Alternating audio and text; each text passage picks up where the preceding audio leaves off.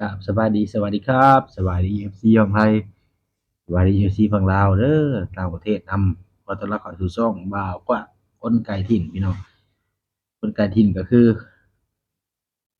คนไกลถิ่นที่มาเฮ็ดงานอยู่ประเทศไทยเด้อพี่น้องนี่บ่าวกว่าได้มีโอกาสได้มาถ่ายถนนหนทางตามทางหลวงชนบทอีกคือเก่าคือเดิมพี่น้องเอ้ยเอาภาพบรรยากาศตามท้องถนนมาให้รับชมนำกันพี่น้อง ฝาก F ก่อนสิไปรับชมกับฝาก FC กดไลค์กดแชร์ฝากกดติดตามให้เด้อพี่น้องเด้อพอจะมีกำลังใจเฮ็ดคลิป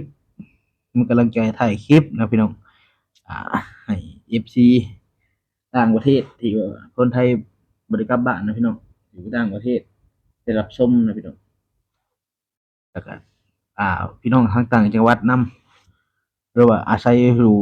แถบโลกใดก็กดไลค์กดแชร์เด้อพี่น้องฝากเป็นกำลังใจให้เบิกกว้างแหน่มาพี่น้องมาติดตามรับชมคลิป อ่าถนนหนทางนำบ่กว้างได้พี่น้องเด้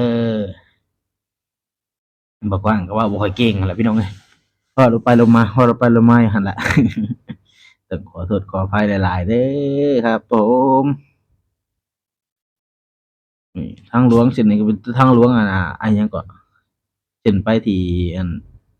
น้ำตกสาวน้อยเด้อพี่น้องเส้นทางหลวงน้ำตกสาวน้อยเขามุ่งหน้ามาจากสำนักสงฆ์อันที่ว่าเป็นถ้ำอันนั้นนะพี่น้องทางทางเขาเอิ้นอิหยังล่ะกว้างๆก็บ่รู้เนาะอ่า แต่เห็นถนนหนทางยามใดมาเส้นนี้ยามใดจะอ่อนอะลีเด้อแต่ว่าถนนหนทางหั้นนะก็เลยถ่ายให้ FC ได้รับชมอีกคือเก่านี่พี่น้องถนนน่ะ4เลนพุ่นเด้อพี่น้องเอ้ยอ่อนถนนทางประเทศไทยพี่น้องอิจฉาเพิ่นผู้ใดพี่น้องอิจฉาคนไทยที่มีถนนหนทางที่ดีนะพี่น้องมีแต่ถนนเส้นดีๆเนาะพี่น้องเพราะว่าเส้นออกสวนออกทุ่งนาเขาโคกเขาดงเนาะพี่น้อง ถนนเพิ่นก็จะปูยางหรือว่าเทคอนกรีตเนาะพี่น้องว่าตามหมู่บ้านน้อยๆเด้อพี่น้องในหมู่บ้านบ่ใหญ่ปานใดเด้อเพิ่นเฮ็ดถนน4เลนพี่น้องรถบรรทุกอ้อยก็หลายอยู่เด้อพี่น้องเดี๋ยวนี้เป็นนั่นสวนอ้อยสวนข้าวโพดเนาะพี่น้องสวนทานตะวันเนาะพี่น้องแถวนี้หลายสวนมันสำปะหลังเนาะตามตีนเขาอะนะบ่กว้างได้เห็นส่วนมากก็สิมีฟาร์มงัวพี่น้องฟาร์มงัวนมหั้นนะเพิ่นสิเฮ็ดฟาร์มงัวนมหลายเด้อแถวนี้ บ่จักรถเกียร์ฟางบ่จักรถหยังพี่น้องบ่กว้างได้เห็นเนาะมารับชมกันยาวๆเลยพี่น้อง8นาทีเนาะบ่กว้างจัดให้ FC ฝากเด้อพี่น้องฝากกดไลค์กดแชร์ฝากกดติดตามเป็นกำลังใจให้บ่กว้างเด้อพี่น้องอ่าพอได้มีกำลังใจในการทำคลิปนะพี่น้องมีกำลังใจเฮ็ดคลิปเด้อพี่น้องเลิกเดือนได้คืนกับบ่กว้างเลยอ่าเลิกเวียกเลิกงานมาก็ตัดคลิปให้ลงให้ FC ได้เบิ่งได้แยงเนาะพี่น้องว่าถนนทางแต่ละ จังหวัดแต่ละอำเภอของประเทศไทยนี่พี่น้องดีเนาะเพราะว่าก็พยายามถ่ายคลิปไปแต่ละไปเรียนต่างจังหวัดแต่ละเทื่อก็เนาะบอกว่าก็พยายามถ่ายเอาพี่น้อง